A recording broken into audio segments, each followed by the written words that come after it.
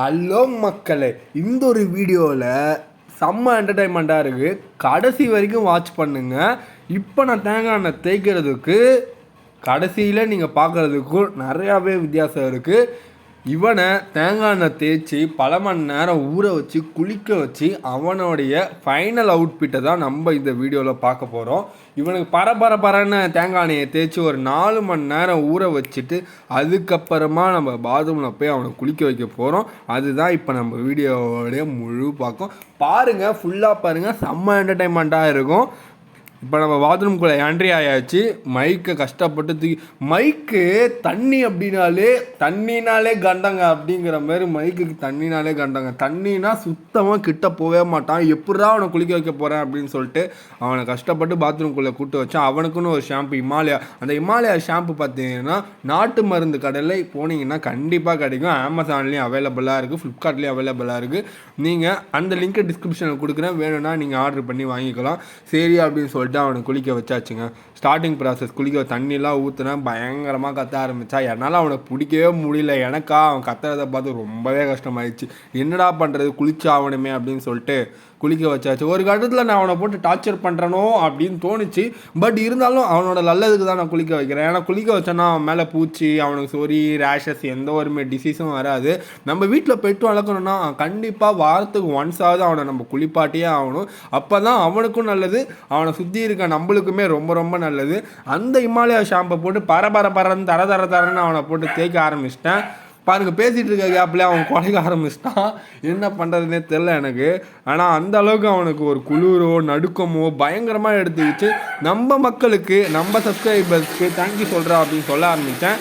அவனும் கையை தூக்கி நானும் சொல்கிறேன் அப்படின்னு சொல்லிட்டு சப்ஸ்கிரைபருக்கு ரொம்ப நன்றிங்க அப்படின்னு அவனோட மைண்ட் வாய்ஸ் எனக்கு கேட்க ஆரம்பிச்சிருச்சு.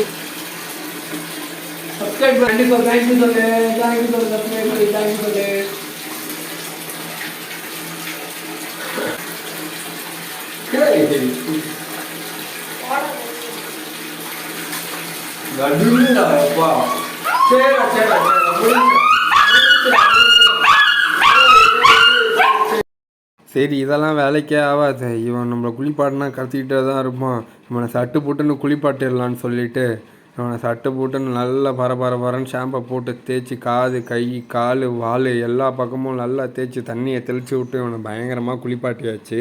குளிப்பாட்டிட்டு நல்லா துவட்டணும். காதில் இருக்க அழுக்கு, மூக்கில் இருக்க அழுக்கு, உடம்புல அதுக்கு அந்த கழுத்து பாட்டிலெல்லாம் பெல்ட்டு போடுறோம்ல. ஸோ பெல்ட்டு போட்டு சின்ன வயசில் நம்ம பெல்ட்டு போடுறதுனால என்ன ஆகுனா நிறையா பூச்சி பிடிக்கும். ஸோ பெல்ட்டு போடுற பாட்டில் வந்து நம்ம எப்பயுமே நிறையா ஷாம்பு போட்டு நிறையா நல்லா தேய்ச்சி விடுறது ரொம்ப நல்லது. நீங்களுமே டாக்ஸ் வளர்க்குறீங்கன்னா அந்த பெல்ட்டு போடுற பாட்டில் நல்லாவே அவனுக்கு தேய்ச்சி விடுங்க. அப்படி தேய்ச்சி விட்டுருக்க கேப்பில் பக்கெட்டை தள்ளி விட்டு நான் பக்கெட்டுக்குள்ளே போகிறேன் ஃப்ரெண்ட்களே அப்படின்னு சொல்லிட்டு பக்கெட்டுக்குள்ளே போக ஆரம்பித்தான். அவனை பிடிச்சி அதுக்கப்புறம் நல்லா தண்ணியை ஊற்றி சரி போதுண்டா குளிச்சது மைக்கு வாண்டா அப்படின்னு சொல்லிட்டு வெளியே கூப்பிட்டு போயிட்டு அவனை நல்லா ஒரு டவலில் விரித்து போட்டு அந்த டவலில் நல்லா படுக்க போட்டு அவனை அழகாக நல்லா ஃபுல்லாக துவட்டி பயங்கரமாக துவட்டி சரி நல்லா எதமாக இருக்கணும், வெப்பநிலையாக இருக்கணும், குளிர்ச்சியாக இருக்கும் அப்படின்னு சொல்லிட்டு அவனை மாடிக்கு கூப்பிட்டு போகலாம் அப்படின்னு சொல்லிட்டு மாடிக்கு கூப்பிட்டு போய் நல்லா தரன்னு அவனை நல்லா துவட்டி விட்டு பயங்கரமாக ஃபுல்லாக பக்காவாக ரெடி பண்ணி விட்டியாச்சு.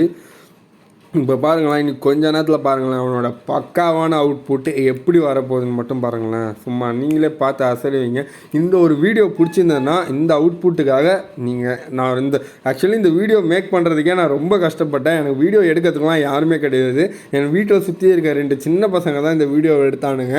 அவங்களுக்கு அந்த அளவுக்கு எக்ஸ்பீரியன்ஸ்லாம் கிடையாது வீடியோ எப்படி எடுக்கணும். ஸோ இவனுக்கு இந்த அளவுக்கு எடுத்திருக்காங்க அப்படிங்கிறதே பெரிய விஷயம் தான். அதுக்காகவே இந்த ஆடியோக்காக நீங்கள் ஒரு சின்ன ஒரு சப்ஸ்கிரைபர் பண்ணிங்கன்னா எனக்கு மிகப்பெரிய ஒரு மோட்டிவேஷனாக இருக்கும். பாருங்கள் அவனோட ஃபைனல் அவுட்புட் எப்படி இருக்குன்னு பாருங்கள்.